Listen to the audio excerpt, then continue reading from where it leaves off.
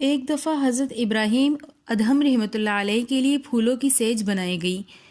نوکرانی نے سوچا چلو سیج تو بن گئی ہے، دیکھے کیسی بنی ہے۔ وہ لیٹی اور اسے نیند آ گئی۔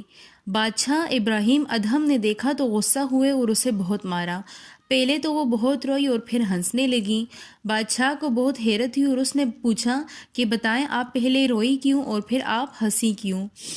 تو کنیز نے کہا کہ پہلے تو اس لیے روئی کیونکہ مجھے مار پڑی تھی، اور پھر یہ سوچ کر ہنسی آ گئی کہ تھوڑی دیر میں اس بستر پر سوئی تھی اور مجھے اس کی سزا مل گئی اور مجھے اس کے بدلے میں مار پڑی، اور جو بندہ ساری زندگی اس سیج پر سوتا رہا ہے اس کو کتنی مار پڑے گی اور کتنی سزا ملے گی۔